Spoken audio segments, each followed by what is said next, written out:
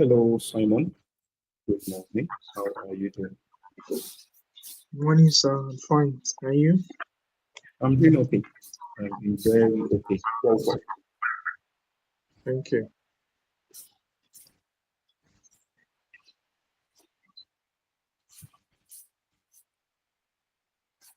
Please let me know once you can see my screen.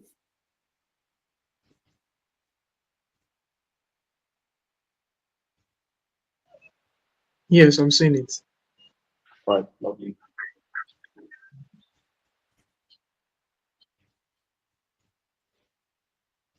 Good morning, Mark. Welcome. So just give it like a few minutes so that the rest of the students will join.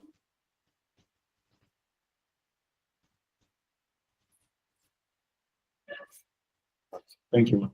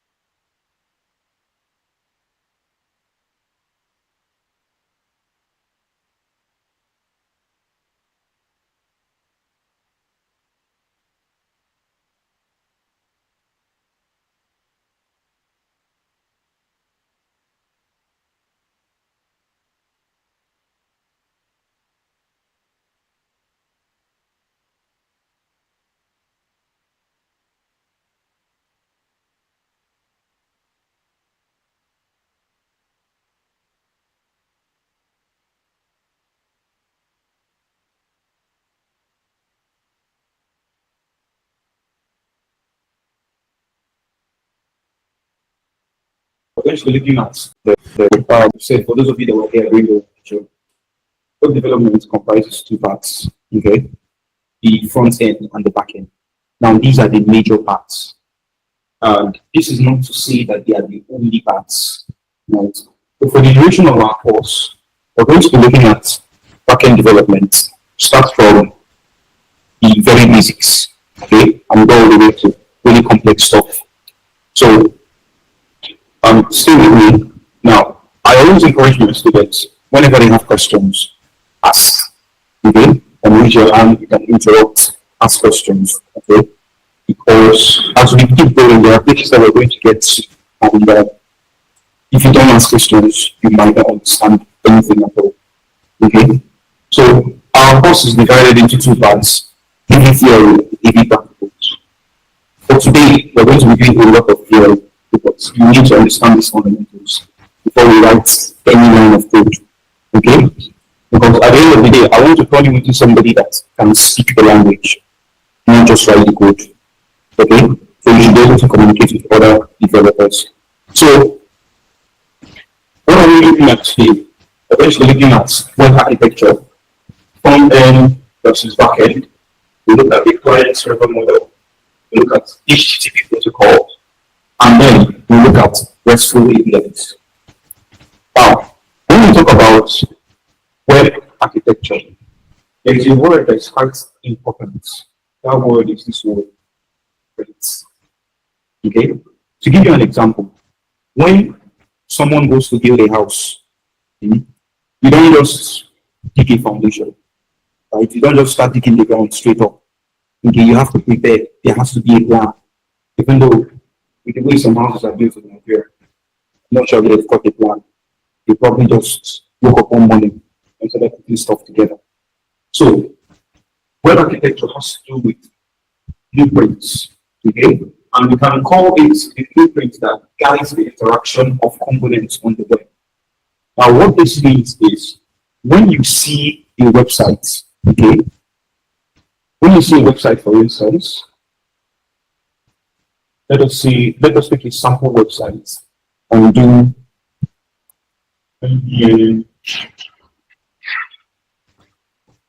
web docs. Okay. So let us see this website, for instance. This website, for instance, if we talk about web architecture with reference to this website, the question we're going to ask is, what is the makeup of this site? What makes it work? Now, what we can see is yes, Simon. Please, I don't know. Your audio is a little bit poor. I don't know if there's something you can do. So, okay, hold on. Okay.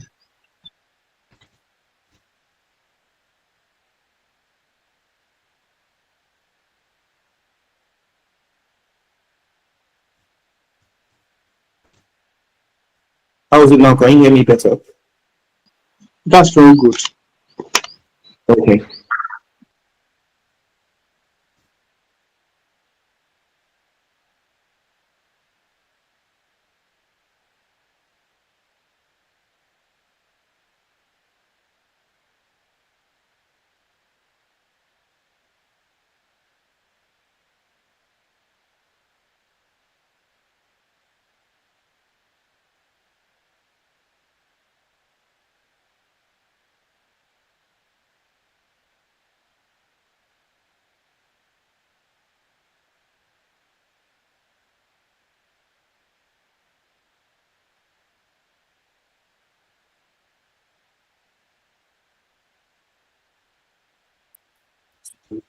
Okay.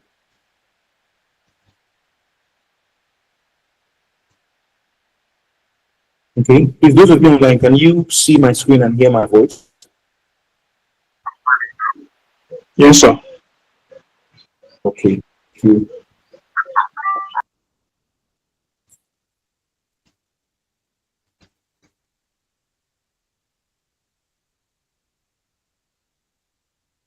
Internet is still acting up.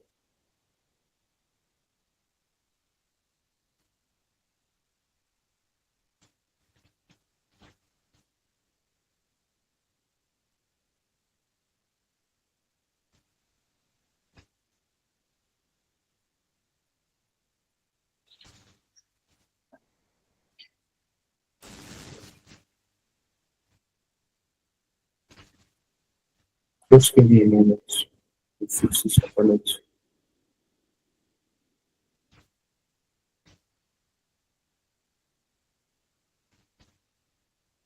Okay.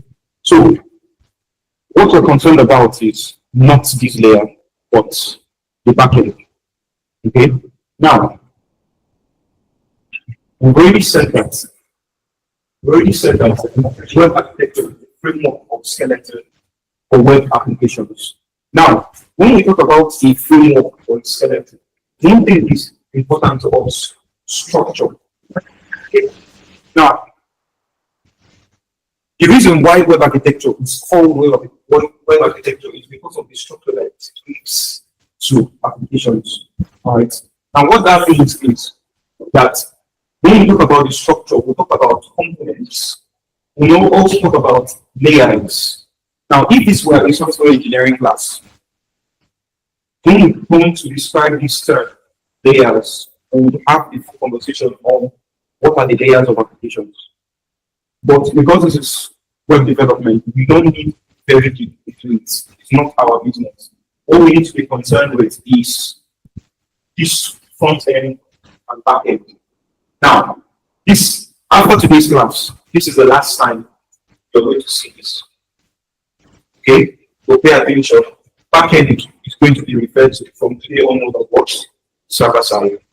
Okay, so what makes up a website normally is the front end, the backend, and a database, and then occasionally a network of servers, depending on the type of site it is. And a common example will be something like Netflix. Okay, the Netflix website most definitely has a network of servers.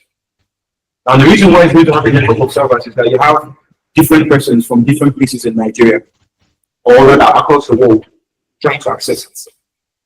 Now, to give you a sort of picture, okay, that you can go with. How many of you attended UNA or attend UNA? Yes, my name is unique. Okay. Now, your portal, are there times when you go into the portal and it doesn't work? All right. Now, the reason why that doesn't work is because a lot of persons are trying to use it at the same time. Okay. The solution to that is to introduce this. There is a common term for this. Okay. And in the future, I'm going to introduce that term. Now, this is a sort of picture of how there is an interaction. So you see, we start from the client side.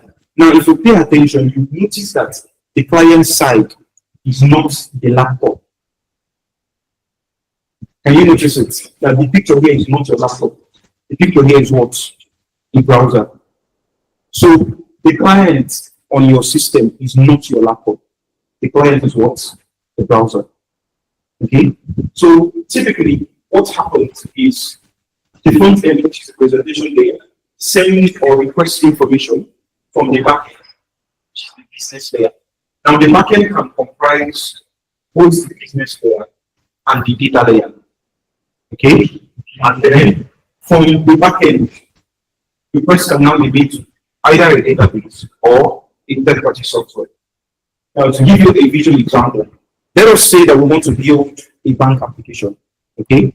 Now, a bank application, you should be able to make transfers, right? You should be able to withdraw money, right? Have you ever wondered? Don't worry, I'll give you the slides. The slides are there. Have you ever wondered how you see numbers on your bank app and you make a transfer and you can withdraw money from an ATM? Do the numbers equate to the actual physical currency? Have you ever wondered why? Okay. Now, how that thing works is through these third-party APIs. Sorry that the thing is cropped. Trying to make it larger. Okay. So in the flow, we see that it comes from the client side into the website. Then from the website, it can go to either a database or a third-party API. Now, this is very important because 90% of the time that we are going to be building anything in class, so it's going to be like this. Okay? But because we are looking at the backend primarily, we're going to skip this front end. It's not our business. So it means in our own web architecture, we're going to start from where? Backend. And deal with databases and probably third-party APIs. Now, moving on. The front end is the part that users see and interact with. Okay? Meaning that every single time that you type maybe www.com, whatever loads in your browser is what? The front end. Okay? And this is usually visually appealing. And what this means is the front end is the guy that has to do with what? Design and experience. If the website is fine, what you're seeing is what? The front end. If the website is not fine, what you're still seeing is what? The front end. Because if you want to interact with just the back end, there will be no design for you to see, for you to say, oh, this is the color here, or this is not the color here. Now, the backend, on the other hand, handles aspects like authentication, data processing, and server interactions. Now, you notice that there are some words that are highlighted. Okay? Please take note of those words. The first test you're going to write, those words are going to feature in the test. Take note of them. So, this word here, server interactions, is quite important. The reason it is important is because when it comes to the client-server model, which you're going to look at, you can have what is known as server-to-server model interactions, meaning that the server that my application is on can talk to another server. Okay. Now, if you don't understand the words I'm saying, don't worry. Okay. Throughout this week, we're spending time on physics and introduction. You will get it. You will definitely get it. Now, the way the internet is built. Okay, usually I would have started my class from an introduction to the internet, but I said, no, let us go to something more fundamental. So, the way the internet is built, you have computers that serve as servers. Okay, now do not get confused. Okay, this is just English. You hit the R here and think of server. So, when you say, oh, you are serving somebody, what are you doing? You're giving the person something. You're providing a service, right? So what a server is something that provides a service. Okay? Meaning that if we say a web server provides web services. If we say application server, it provides application services. So whatever is in front of this is what the server is. So what we're going to be working with is web servers, because what we're doing is web development. Okay? So we're working with web servers. Now, the way that servers talk to each other is what we are going to be programming. Okay? The code we will write will handle servers talking to each other. So what that means is that we need to know how do servers talk to each other, number one. Then, how do we make our server talk to another server? What information can we get from the servers? Okay? And then, how do we understand the information gotten? Now, another thing that we need to pay attention to is databases. Because when we look at the web architecture, the first part is the front end, second part is the back end, and then another part is this database. Now, the reason why we have a database is for storing data. Okay? Meaning that a website like, or a system like Facebook, what they use the databases for is to store your information, on the friends you have. If you upload pictures, okay, the record of the picture upload moves here, right? If you send a message, store here. That is why 20 years from now, if you put a message today, and 20 years from now, you can go back to Facebook and it will still be there. Because it is being stored there in the database. Now, databases can be said to be stores or warehouses. So just imagine a big room, okay, where stuff is kept. But the thing about a database is that the data is usually stored in an easily retrievable manner. Now, the point of doing it like that is if you put data in a database, you want it back. That's the only reason for using a database. Okay? If the data you put in a database, you can't take it back, there's no point. Alright? Because for your application, you will want to work with whatever data that you're given, and you store that data, then get it back whenever you want it. For instance, if you want to log into your bank app, okay, and the data that you have put in is stored and not retrievable, can you log in? Just think about it. Think about it. Will you be able to log in? Now, for those of you that don't understand the question, okay, whenever you want to log into your bank app, if you put in your username and your password, or your username and your PIN, there must be something that the PIN will be compared against, right? Now, if that frame of reference doesn't exist, anybody can log into your app. Because all they need to do is put any PIN or any username, and the app is just like, you have put something and let the person in. Okay? But with a database, since the data must be easily retrievable, we want to be able to compare the inputs with what we have stored. Okay? To make sure that what this person has given us is what we actually stored. Right? So we're going to be looking at this about when we look at things like authentication and data systems. Then, for computers to talk to each other, there has to be a network. Now, network is not like Wi-Fi or your cell network. It's a bit different. Okay. And a network is usually connections between systems. Now, before a connection can be wireless, it will be wired first. And what this means is for us to access information from computers in the US, there have to be cables running from the US to Africa. If not, you will not be able to access any information there. Okay? How many of you last year you heard about the problem that the service providers in Nigeria had when people couldn't browse? The only thing you could do was YouTube. For those of you that so what happened was that the network cables were damaged. So because they were damaged, we were not able to browse. Now, these communications are essential. Sorry, these connections are essential for communication and data exchange. Please pay attention to these two words. Am I too fast?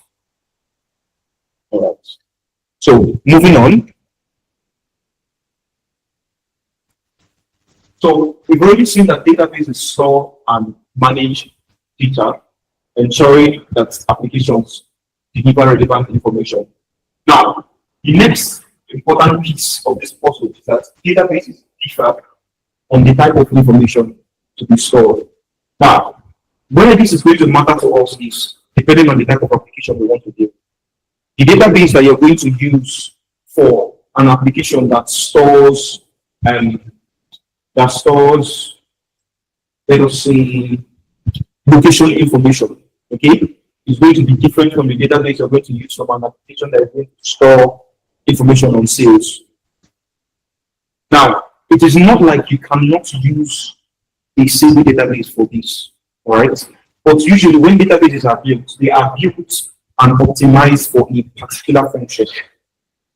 Now, if we are going to store something like location data, okay, scientists will give you location data as coordinates, longitude and latitude, right? And there are specialized databases that store this data.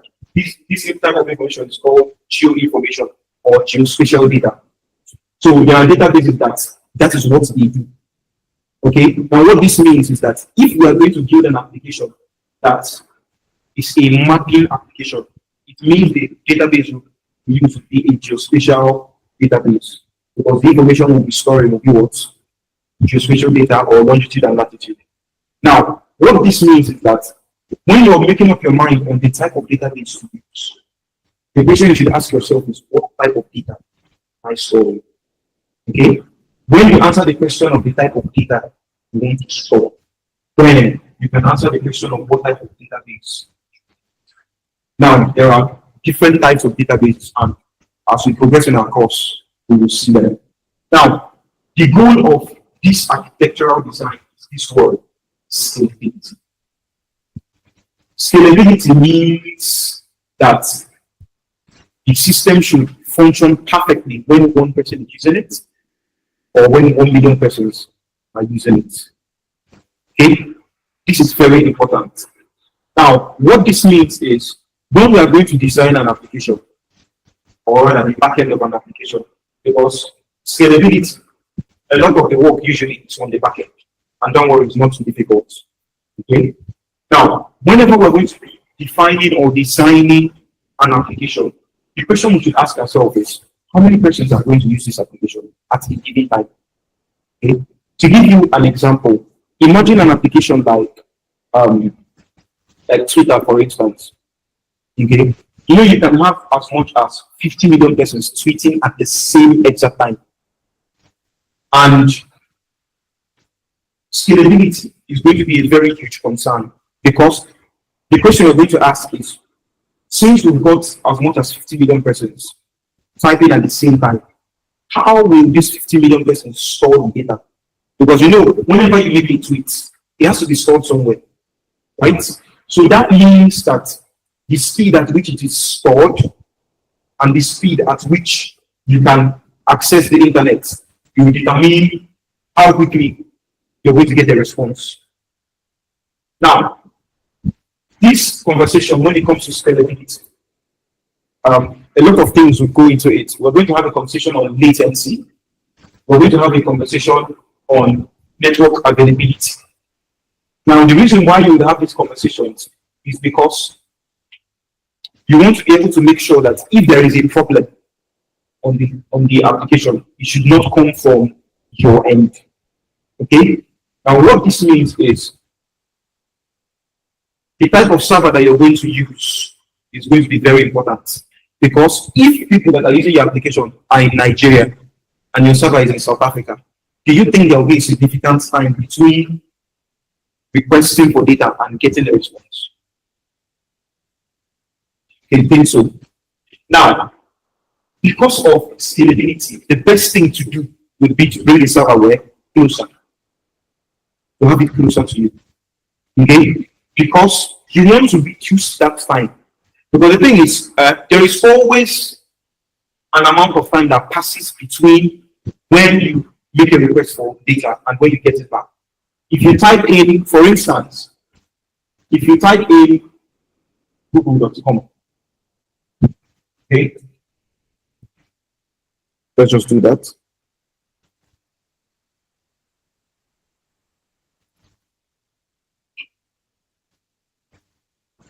Now, do you think that this internet is fast? Do you think there is faster internet? Okay. Now, what do you think is the primary thing that is affecting the loading of this page?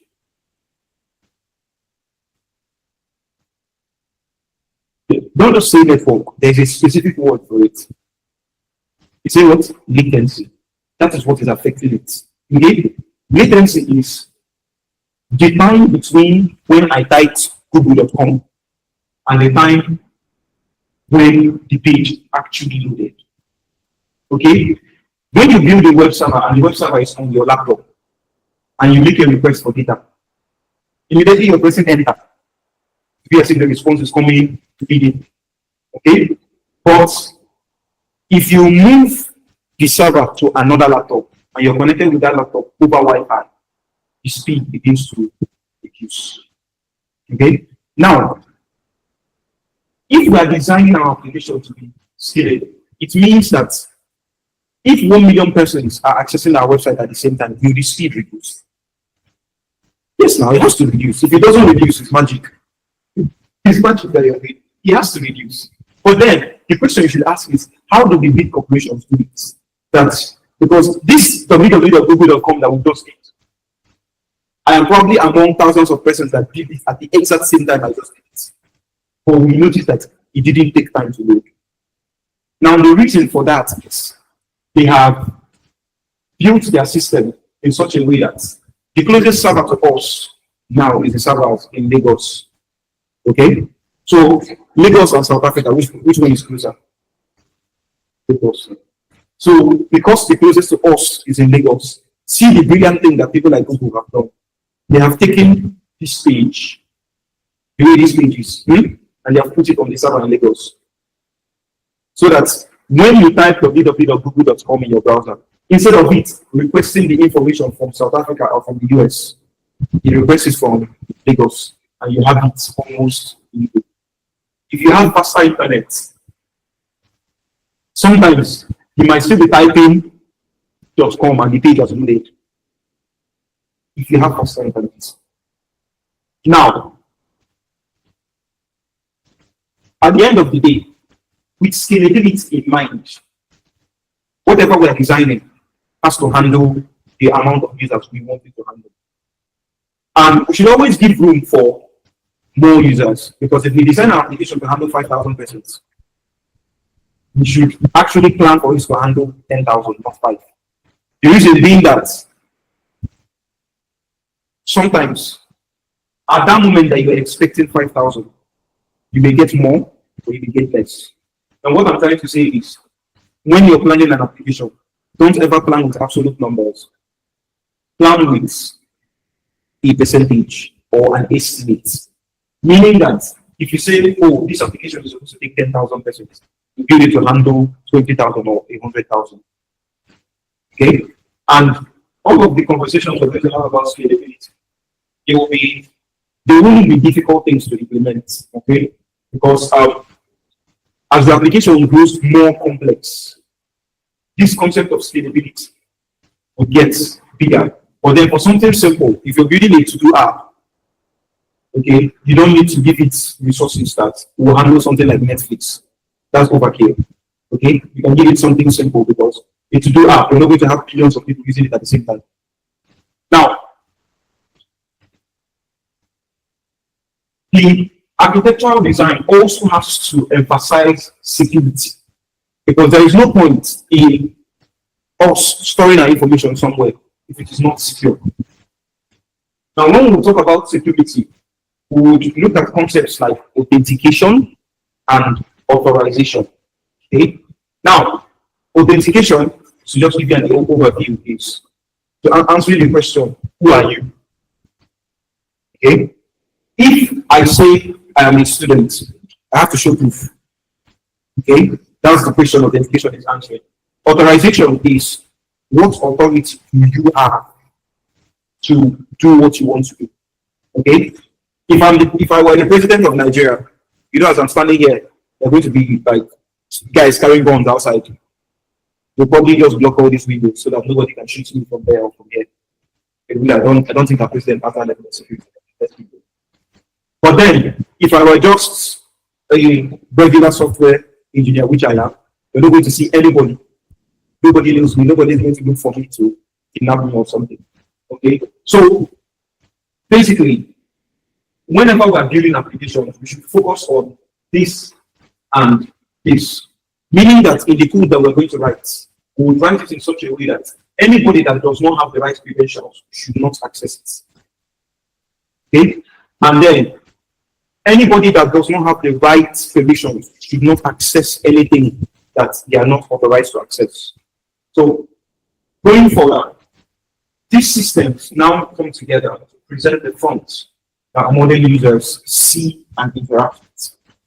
Okay? So all of these things I've talked about, for the uninitiated, they just call it a website. So if somebody comes to you now and says, I want to build the next Facebook,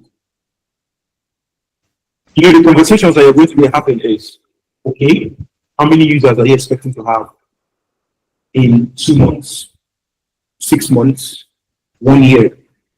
Those are the questions you ask. What type of information? Do you want your Facebook to take text, video, audio, or do you want it to just take pictures and text?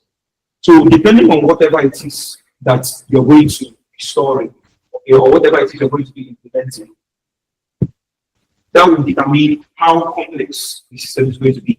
Something as simple as let us say, which system is simple now, or which system will qualify for the word simple. Okay, something as simple as Google Meet, or Google Meet system are quite simple. Something as simple as Google Meet. Obviously, we want to have live video, we want to have live audio, we want to be able to chat. Okay, all of those things will now determine what we are going to implement in the application. So to give you a very quick once-over of the flow, when it comes to web architecture, now this thing that we are seeing is the larger picture. Where we started from, remember the first picture that we saw. The first picture that we saw was just everything compressed. Okay? While this picture is a bigger picture. Now, where we were is just here. So if we look at the layer, this is the third layer. That's where we were. Okay? So as we go further, we're going to discuss DNS, load balancers, we'll discuss databases, caching services, and then any other third-party service. And we'll talk about things like we'll be able to talk about data warehouses. I don't think so. This might just have an honorary mention, and this might also have an honorary mention. Now, the reason why for us on the back end, this just have an honorary mention is this is not particularly hard. So this has to do with the front end more than the back end. Okay. But the things that we're going to focus on is we'll focus on 1, 2, 3, 4. This one, probably. This one, definitely. Okay, so this brings us to the second very important piece of the puzzle, the client server model. Now, one thing I need you to bear in mind is that when it comes to web applications, there is always someone requesting and there is someone responding. Okay, so looking at what we have here, client server, which one do you think is responding? The server. Because if you remove the R, remember what I told you, remove the R and think of serve, meaning that whatever this one asks for is available here, gets it. Okay? Now, I thought about giving you exhaustive information on this slide, but I realized that the slides are going to be too big. Okay? So what I've done is I've just given a sort of high-level summary here and the link to the article that gives an explanation on this. I've included it here and I'll still give it to you after class. Right. Now, the client server model can be said to be a distributed framework. Now, pay attention to this word, distributed. Distributed gives the idea that it is not on one place. Okay? Meaning that you can be on your phone and you'll be requesting for information from a server in Egypt or from a server in the UK. Now, the internet has made it possible that we can have a distribution of these computers. Because back in the day when the internet first started, everything was in the same place. But then they needed to be able to share information, okay, across the world, and the World Wide Web was born. So because of that, we now have a distributed framework. And what it does is that it divides tasks between clients, also known as requesters, and servers, also known as providers of resources or services. It was in recent times that the word services got added. The reason being that we now have things like, we now have systems like Google Meet that provide a service, or systems like Netflix. Okay, so at any point in time, if you're going to do things like watch videos on the internet, a server is providing that service. What this means is that YouTube, they have their servers, okay, and their servers provide videos. Facebook, they have their servers, and their servers provide videos. So at the end of the day, since I've said this is like the end time I'm seeing it, we are mostly concerned with just this word, servers. We do not care about these guys. We don't care about these guys, okay? Because all the work that we're going to do is here. All the code that we will write, we will have to do with servers purely. Now, requesters communicate with resource providers with what is known as standardized protocols. So, when you hear the word protocol, think of laws, okay? Think of rules, okay? Now, the reason why there are protocols is because there has to be an agreed method of communication. Because if I come into class now, and all of you do not speak English, and I'm speaking English to you, even if you understand English and you're responding to me, I will not understand what you're saying. Okay? So at the end of the day, communication hasn't happened. Because communication is two-way. It means that maybe I make a request for something and you respond, and I will understand what you're saying. So there has to be standardized protocols or rules that govern how this data is sent, how it is understood. Okay? And one such rule is the TCP/IP. Now, this thing is very, very low level. Okay? Even though there are still some other protocols that exist under here. Just look at this TCP/IP as a set of rules that enable computers to talk to each other. Okay? Because if the TCP/IP protocol was not existing, you cannot browse. Because what powers that ability to browse is history. Because what TCP does is that it ensures reliable order communication by managing packet delivery and retransmission. Is anybody confused with what I've just read out? Any confusion? If you're confused, say you're confused, I will just explain it in English this time around. Any confusion? Yes, I explain TCP calls. Okay. Now, when we say reliable, there's a diagram. Let me see if I can show you guys that diagram.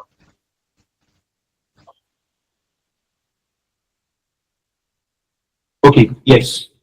Now, when we talk about communication between the clients, okay, and the servers, what is important to us is that we make a request and we receive a response. What is the thing that should not concern us is how that happens. But as backend developers, the place where our concern starts is from this HTTP layer downwards. Now, if you look at this diagram, you can see this entire space that is HTTP. And see the words DNS, UDP, TLS, TCP, then IP. Now, all of these things that you're seeing except DNS. 1, 2, 3, 4. Okay? All the P's and this LS and IP, these guys are protocols. Now, what protocols do is whenever you're sending information from the client, from this layer, and you're going to this layer, it has to be put in a format that the computer will understand. Because no computer understands English directly. No computer at all. What they do is that they convert it to what they understand, then process it and convert it back to what you understand. That is what always happens. Okay? Now, the reason why they would have TCP here and they would use the word reliable is because whenever you send information, let's say for instance, you send a WhatsApp message over the internet for it to get to another person's phone. What happens is that TCP is going to break that message into tiny pieces. Information on the internet is broken down into bits and bytes. The bit is the smallest piece. Okay? The byte is a collection of bits. So you have 8 bits making up 1 byte. Meaning that, let us say for instance that if we are sending the words hello world, okay, over the internet, it has to be broken down into those bytes and bits. And what handles that is this TCP layer. Okay? What it does is when it breaks it down, you know, if you send hello world and then what the person sees is scrambled letters, has communication happened? No, because the person doesn't understand what you said. The person will assume that you set out to confuse the person. Okay? But what TCP does is that it arranges these things into what is known as packets. A packet is an ordered line of information on the internet. Okay? And every single thing you do on the internet has to do with packets. Every single thing. Now, this conversation that we're having is very low level, and in the future, you may never have to talk about it, except maybe if you're teaching someone. Okay? Because what we're going to build doesn't necessarily, you don't have to go down into this layer. But I'm going here because I need you to understand what happens under the hood. Okay? Because once you get this part, when we now go into the conversation about HTTP and everything that has to do with it, it will make sense. Okay? So what TCP does is that it breaks the information down into packets. And remember, however the information is sent, it must come back in that order. Meaning that if I'm giving someone gist and I'm sending an audio message, if it is broken down into packets, okay, it has to be rearranged in the exact order that it was broken down. Because if not, the words will not make any sense to the person listening to them. Okay? So TCP handles the breaking down. And the reason why we will now use the word ordered is because it manages packet delivery. Okay, so when it breaks it down into packets, it orders it in such a way that when it is time for reconstruction, it knows the one that moves first and the one that comes in last. Okay, meaning that if we take these two lines now, for instance, and we break it down, let us say TCP is going to be one packet, ensures another packet, reliable another packet, and we count it like this: 1, 2, 3, 4, 5, 6, 7, 8, 9, 10, and so on. And that is how it was sent out.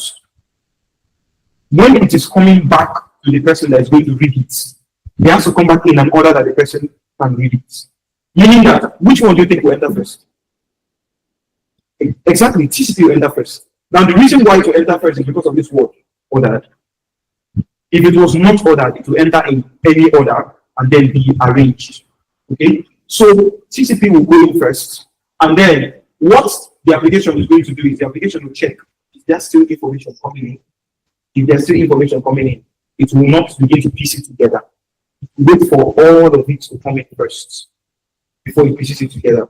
That is why when you play a video over the internet, what it does is that it will read the video up to the point before it starts playing it. What is happening is that TCP is putting the information together for you. Okay? Now, IP on the other hand handles packet routing. IP stands for Internet Protocol. Okay? So the reason why you see TCP/IP is because this guy handles breaking it into packets, while this guy handles actually sending the data. So which means that the TCP/IP protocol is going to exist on the sender, is also going to exist somewhere the receiver. Because if it doesn't exist on the receiver is not going to have any idea what was sent. So far, does this make sense? Simon, does this make sense? Okay. So, Yes, sir. Another thing that's quite important when it comes to this IP is this word, connectionless. Now, the reason why we use the word connectionless is that whatever method of the information coming in has to be left open. Okay? It would not be closed. Because every time that information needs to be sent, there is something that happens, and that thing is called a handshake. Now, to give you a visual example, a visual reason why it is called a handshake. If I come to shake your hand and you don't bring out your hand to shake me, my hand will just be hanging there, right? So, for it to be called a handshake, the sender is checking the guy that is sending to him, like, bro, how far are you available? That guy says, yes, I'm available. Then it starts sending the information. Okay? If the guy comes back and is like, I'm not available. Now, imagine if a server tells you it is not available. What do you think? What's the first thing that comes to your mind? It has crashed. Okay. Or in that moment, it cannot handle that particular request. Okay, it's one of two things. It's either it has crashed, or in that particular moment, it cannot handle that request. A typical example is that ULEC portal that I just we used earlier on. So basically, IP is always open. But then this guy, when he's done, he pauses and he waits for the next time that information will be sent. Okay? So servers handle multiple requests through what is known as request scheduling systems. Now, these request scheduling systems is where we would have something like this load balancer. Because the point of a load balancer is when there is a lot of work to be done, the load balancer splits the work, okay, so that it is not too much for the server to handle. So we got this part, right? We get this part, everyone. Okay, I'm going to be moving on to HTTP protocols. So this link, okay, the link is not here. I will just drop it on. I'll just drop it on the chat. Now, HTTP stands for Hypertext Transfer Protocol. And HTTP is the king of the web. Now, the reason why we call him the king of the web is that every single piece of information that you're going to send must go through HTTP. Must. If you recall this picture, you notice that HTTP is the layer that separates the client, this guy, from the server. If this guy doesn't exist, you will not be able to communicate. Okay? Also, the absence of this guy, okay, is what happens when you don't have internet access. When you don't have internet access, this is the layer that is being interrupted. Okay? So, in our development, we're going to have a lot of conversation on this layer. Okay? Primarily because the major things that we're going to be doing, the way the client is going to interact with the code we're going to write through this layer. Now, it is a protocol for fetching resources over the internet, meaning that if you have pictures, okay, on the internet, the way you can send pictures and get them back is through what? HTTP. The way that you can send a VM to your guy or your babe on the over WhatsApp is through what? HTTP. So without this guy, anything that you're doing, you're on your own. Now, you notice the word hypertext. The reason for hypertext is that it supports more than text. Okay, it supports video, audio, pictures, okay, different things. And then the word transfer protocol is just rules that guide the sending of information. Okay, so remember from what we have, you have HTTP being the go-between, while TCP breaks anything gotten from here into packets. And then this guy handles sending it to systems. Please take note of these things. It's not when you have your first exam. I ask you, what does IP do? Somebody is going to write weird things. But then I know you guys are not going to write weird things. You guys understand. All right. Now, particularly for the web, a complete document that is returned by HTTP, okay, is constructed from resources such as text content, layout instructions, images, videos, scripts, and more. Now, what this means is for a website as this, okay, whatever HTTP is going to return is going to instruct the browser on how to arrange the text, where to put the pictures, okay, the color of the text. All of these things are returned by HTTP. Now, I'm not going to continue with this web page because the information here is quite exhaustive.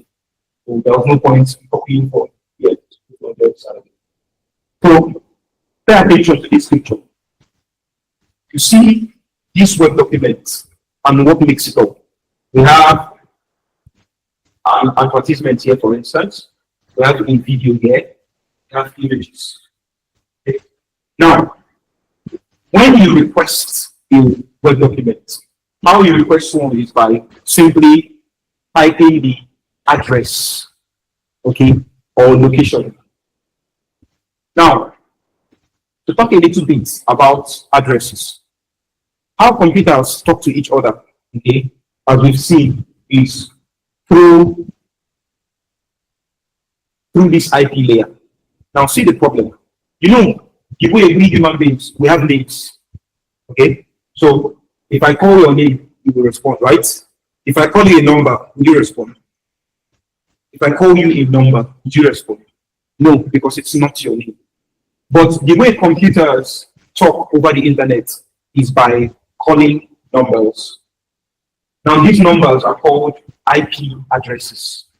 Now think of an IP address as the location of a system. Okay, the way we have Atoye Coding Academy located inside UNEC, and UNEC is located in Enugu State, and Enugu is located in the southeast, and the southeast of where? Nigeria. Location is, all of these locations are relative. As long as you're on Earth and somebody mentions Nigeria, Africa, you know where to go to. But if you're on Mars and someone mentions Nigeria, Nigeria does not exist on Mars. Okay? So to you, that location does not exist. But as long as you're in Nigeria and somebody says Enugu, relative to where you are, we will know where Enugu is. So the IP address of the system is a unique identifier that that system has. What this means is that every single device that accesses the internet has an IP address. The IP address of your phone can never be the same as the IP address of your laptop. It also can never be the same as the IP address of whatever smart device that you use. If you have a watch that accesses the internet, it has an IP address. Okay? If you have eyeglasses that access the internet, it has an IP address. Anything at all that accesses the internet must have an IP address. Now the reason for that is because the server needs to know who is making the request. The server needs to know who is asking for information. Okay? Now, that IP address tells the server where to send information to. Okay? And that IP address also tells your system where to make a request. But you notice that what we have here is not numbers. What we have here is words. Now, because it is going to be difficult for you to memorize all the numbers for every single website that you need to access, some smart guys invented what is known as DNS. So DNS stands for Domain Name System. Think of it as like this. How many of you here are up to 40 years old? Okay, none of us. Don't worry, I'm not 40 either. But back in the day, you might have heard about it. We used to have this thing that are called the yellow pages or phone books, physical phone books. Now, the reason there were physical phone books is because we had landlines then. Okay, and for you to be able to call somebody in Abuja, you must know, number one, the extension. Number two, you must know the particular number that connects that particular phone. So, because it was not easy to memorize all this stuff, phone companies just developed phone books. So, a phone number will now consist of... Excuse me, sir. Sorry. Yes. Yes. Please, sir, can you repeat the meaning of that DNS again, please? Okay, domain name system or the domain name service. Okay, thank you. So for you to call a number, okay, you have to know the area code. You have to know the actual phone number. Now, this system still exists today. That plus 234. Anybody calling a Nigerian number from outside Nigeria, you must have plus 234. If you don't, the phone company will think that you're calling somebody within that country. Okay? So with DNS, what now happens is it is a system that maps the words to the IP addresses. So that to you, what you're typing is google.com. To the computer, what they are saying is a series of numbers. Okay? So the IP address of Google is actually 8.8.8.8. So it means that if we were to inside here type 8.8.8.8, what do you think will happen? Let us see.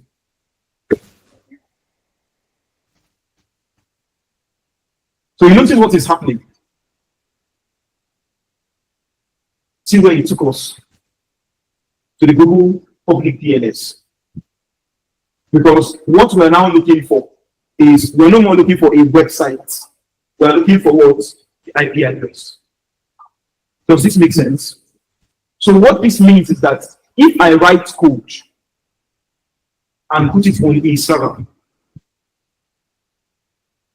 what I need to take note of is the IP address of that server. Okay. Now, another place where you can use IP addresses is something that's called SSH. SSH stands for Secure Shell. Okay. As we work, we are going to be using the terminal, and in using the terminal, we're going to be doing SSH. Hopefully, yeah. I hope that we get up to that point, because that's where it starts getting a bit complex. So far, so you say secure what? Secure Shell. Okay. So coming back to what we were saying. So whenever we make a HTTP request, okay, an example of what comes back is this information.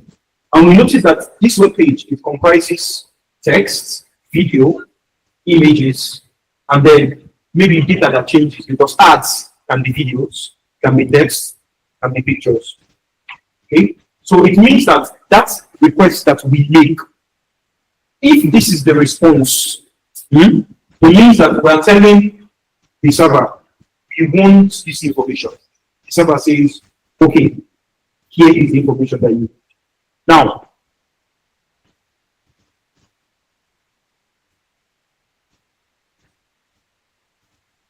this comes back to what we have seen earlier.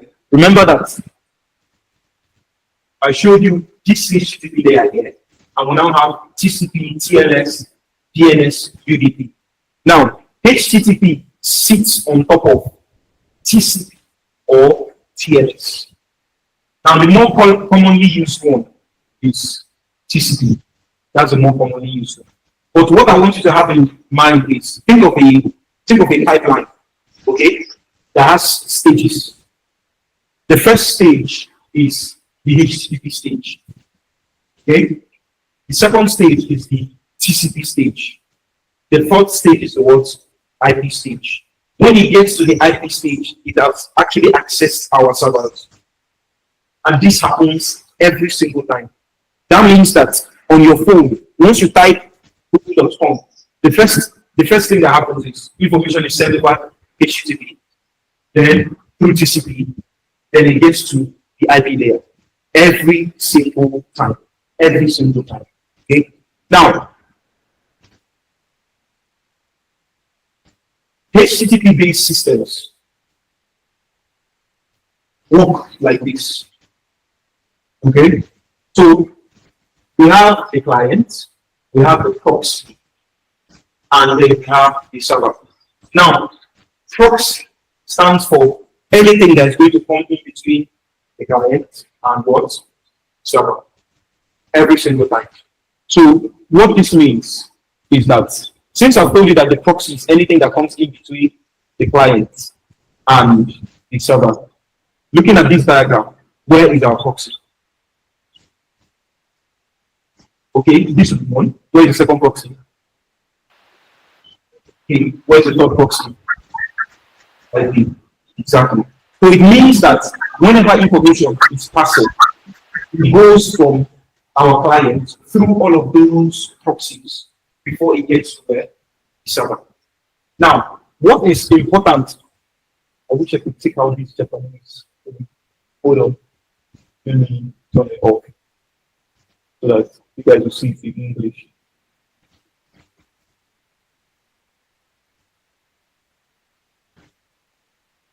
Let's reload the page. Okay. Now, one thing is very, very important whenever we talk about HTTP, and that thing is this word, requests. Now, request is important because it tells the server what you are requesting for. Okay. Now, with HTTP, let me see. I'm not going to go very deep into this. You can go and read up all of this, because I don't want to spend so much time on it. I have to go cover it.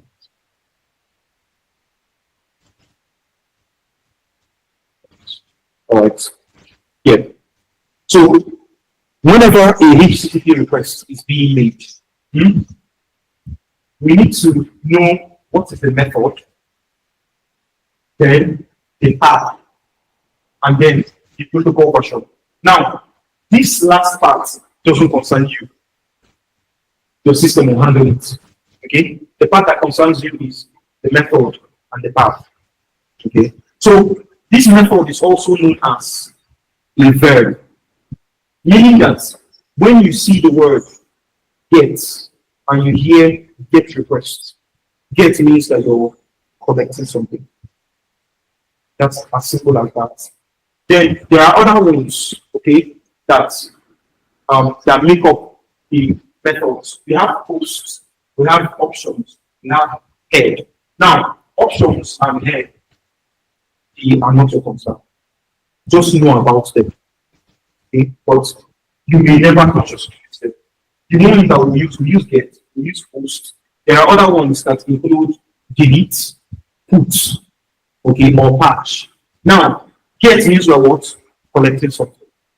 Post means you're what? You're sending. Now, put or patch do the almost the same thing with a slight difference. Now, post, we send something brand new to the server to store. Okay? Put is we are updating something that is already existing on the server. Delete means that we're what? We're deleting. Okay, we're removing something. Now, these words, get, post, put, delete, these 4 words are going to be one of the most words that you're going to hear in class.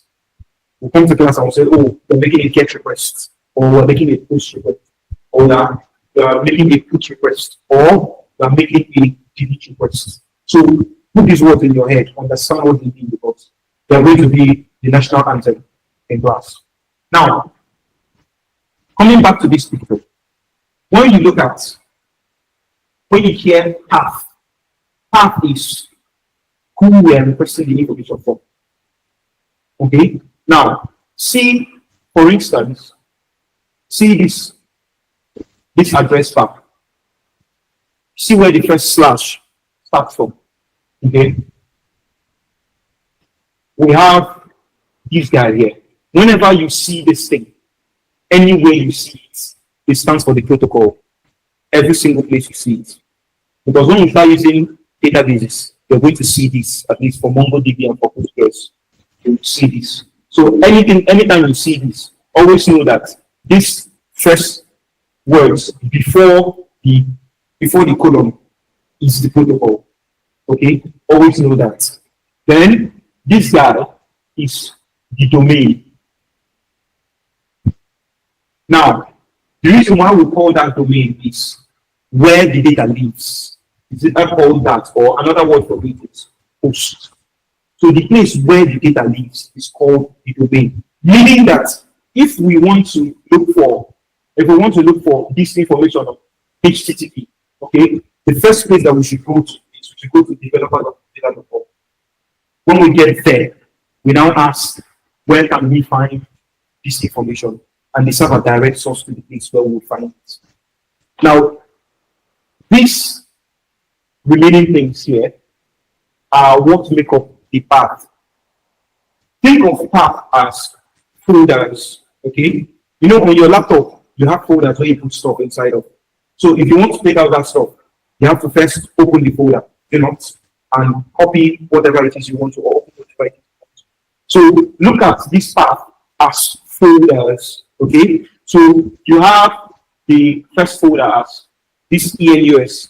Whenever you see this, just know that it is called the, it's language, but there is a specific grouping. Yes, the encoding for this, okay? So you know that this is in English. Anything you see on that ENUS is in English. Then the next one is docs. The next one is web. The next one is HTTP. Next one is guides. Next one is overview. Now, what this means is that if these were folders, okay, the first folder we're going to make is what? ENUS. Then inside ENUS, we meet what? Docs. Inside docs, we meet what? Web. Inside the web, we meet HTTP. Inside the HTTP, we meet what? Guides. And finally, we now meet the document that's called overview. So that is how the parts are split. Now, what should be important to you, the developer, is that since you know that you have access to this information, it means that in developing your own applications, you can utilize those parts to store information in different folders. Does that make sense?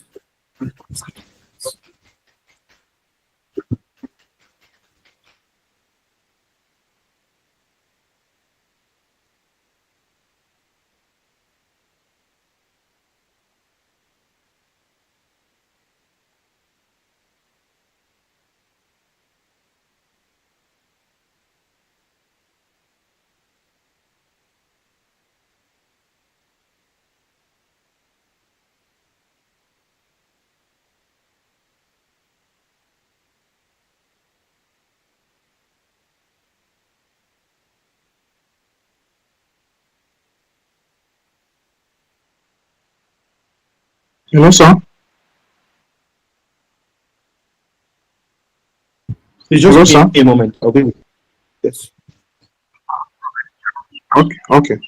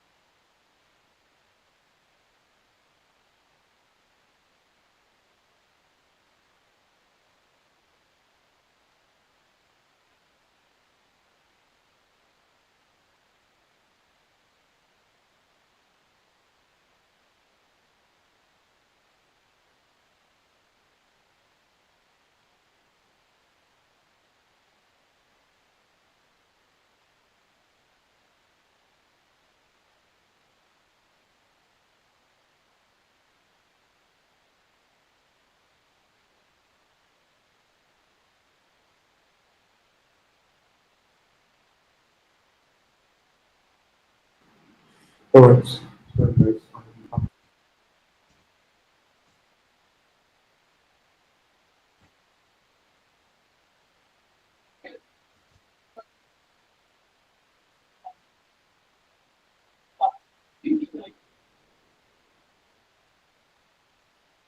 Oh, you're referring to this? No, the path is this entire thing is a path. Okay, the reason I just broke it down is that for every way that you have the slash, you're referring to a different resource every single time. Okay, what that means is that since we are requesting information, what we are sending here is a get request. We need a get request here. But then, if, for instance, we want to store information, we could use this same path, but then the method will be different. Okay, so when we are defining our server has to know the type of request that we are making. Okay, if we are making a get request, the server knows to return information. If we are making a post request, the server needs to create a resource. Okay, and if we are making a put request, the server knows to update the resource or the delete. Okay, the server knows to remove a particular resource. All right. So at the end of the day, um, where is that? Okay. At the end of the day, when it comes to when it comes to um when it comes to the sending of requests or receiving of responses, all of that is done over HTTP. Okay. And the most important thing to you whenever you're sending information or you're retrieving information should be what is the format that the information is coming. Okay, because usually most of the APIs that we have over the internet, they return what is known as JSON data. JSON stands for JavaScript Object Notation. Okay, don't worry about what that is now. Okay, probably in the next class or the class we're going to have from next week, we will look at JSON, right? But what you just need to have in your mind is that the the domain, okay, or location of information is this place. Okay, this is your primary location, and then the path is like the other folders where the information is located at. Right. So another thing that is quite important in this HTTP request is headers. Now this is one of the headers. Post is one of the headers. Now, whenever you see headers, let me just quickly show you so that it makes sense to you. Okay. Hello, So sir. in your browser, this one you can very quickly look at in your own browser. Oh, sorry. You are not seeing your screen, sir. Uh,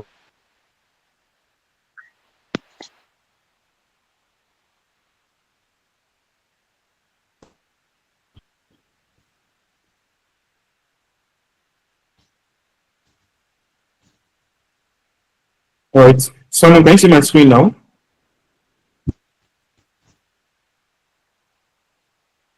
It's showing that you're Hello, presenting, Simon. but Can you see? it's indicating that you're presenting, but we really can't see the what you're talking about. I don't know whether it's my network. Maybe another person can confirm it too.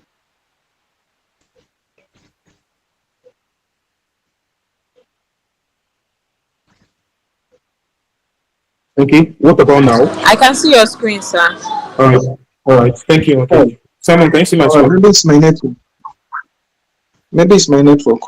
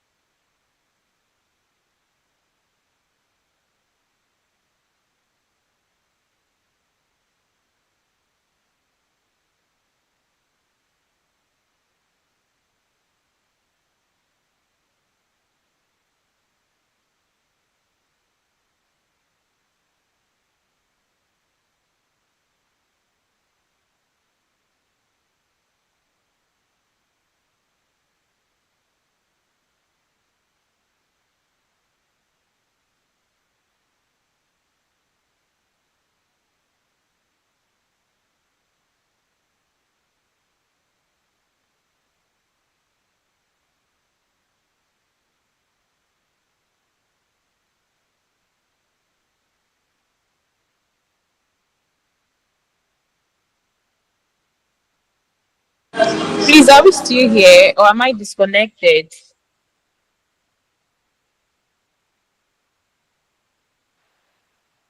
It's like he's no longer here with us. I don't know.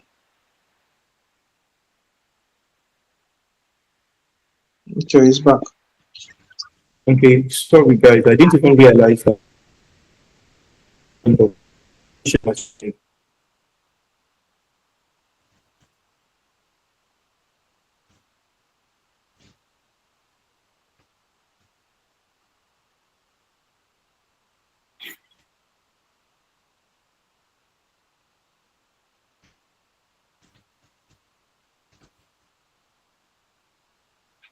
So you notice that, all right, you notice that we have this request URL, and it is the exact thing that we have inside here.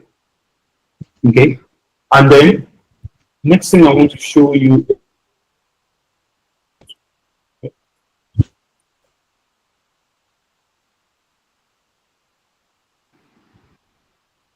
So over here, we see response headers and request headers. Now, two guys are different. Request header is the information going out. Response header is the information what coming in. Meaning that request header is going to have information about you making the request. The you here will be the browser, the laptop. Okay, that's where you have the information. Then response will have information from where server. Meaning that if you look at it, the information we'll see here, you can see some things as user agent. User agent is making the request. Here you see something like Mozilla 5.0. Now this 5.0 is the calling in this.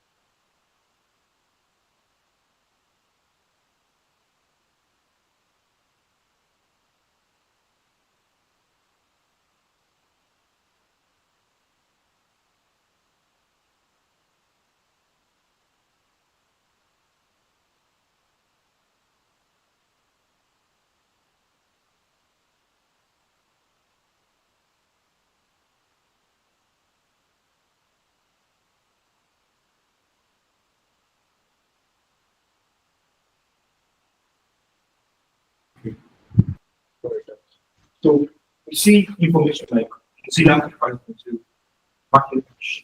Now we're seeing Macintosh. If you are using Windows, this thing here is with Windows. Okay? And then this is information about the processor. So all of this information here has to do with your system, the browser that you're using. Okay? But then information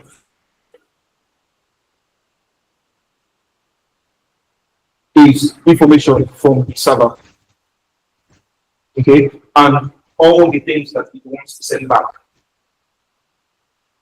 So for you, you don't really need to concern yourself with some of the information here. But then if we were to build something like a multi-tenant system, we're going to use headers. Okay?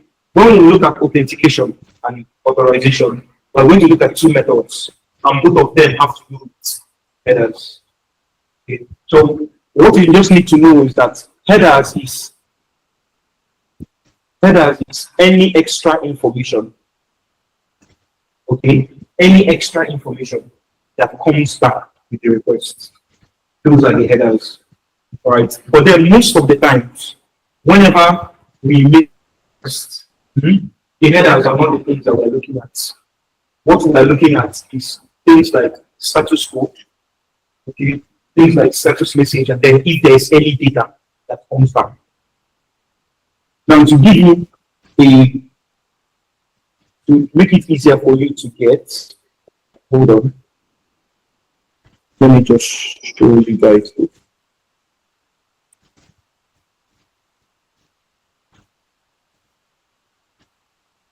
Okay, so I'm just going to do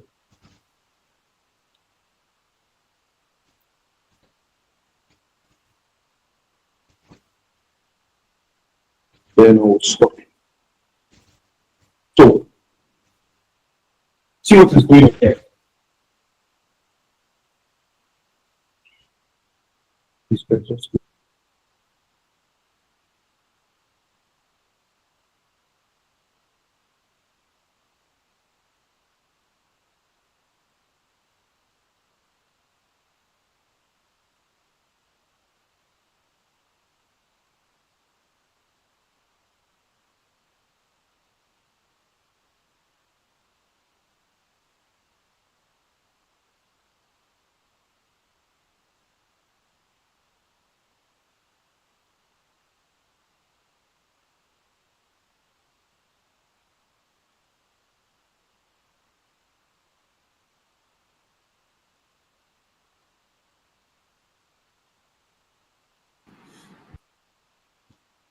sorry guys. I need to manage a few meetings at once. Okay. All right. So what has happened here is I'm using the terminal to make a request to Google servers. Okay. And what I'm doing is I am checking if I have internet access. So this is what I will use this to do. Whenever the internet is acting up, I just come here. I don't need to open my browser. I can just open the terminal and do this. Now, you notice this thing here. You see this word, packets. Okay. So remember the first time we talked about TCP, mentioned packets. So the information is broken down into packets and sent. So basically what it's saying here is 6 packets transmitted, 5 packets received, meaning that there was a loss and our internet is not stable. All right. So whenever you have a full reception, okay, in HTTP terms, say that the status code is 200. 200 means successful. Okay. But then whenever we have a loss, depending on what the loss is, the thing that will also change with the status code. Okay, I'm going to provide you a document that gives you these status codes. Now, the reason why I'm showing you this is I want to build a picture in your mind of what we actually do on the back end. We write code that is accessible over the internet through HTTP requests. Okay, and the responses that come back, we will always have the status code, a message, and or data, depending on the type of request. So depending on the status code, you may have data or not. Okay. So at the end of the day, for you, the backend developer, the reason why you will pay attention to this is so that you would know what method, what HTTP method, okay, what status code, and then if you're going to send a message, what type of message you're sending back. So another thing that is quite important for you, the developer, is this host. Okay. Now, when it comes to hosting, because in the world of software development, now for backend developers, a lot of times we also have to handle putting applications online. Okay. And when you're putting an application online, the host is where your server is going to be available at. Okay. Now, this particular host, this is a subdomain. Now, why it is called a subdomain? Because we have developer.mozilla.org. So this part now is what is called a TLD or a top level domain. Now, think of it like this. If we go to mozilla.org, we are going to see the different websites from developer.mozilla.org. Now, the reason why you would want to use a subdomain is if you want to provide information that is different from what is on your main domain. There are two ways you could do this. You could do a subdomain, or you could just use the path and display the information. But then, one place where using the subdomain is better is if the information is specific to a group of people. Like now, as developers, if we want developer information from Mozilla, where will we go? Developer docs. But then, if we wanted to have information about the browser, where will we go? Mozilla.org directly, so that we can see Firefox and the rest. But for any information for developers, okay. Now, what this means is, in the future, when you're going to put your application online, you're going to have to deal with the main names. Okay? You're going to have to deal with DNS and then some other things that we'll look at in the future. Now,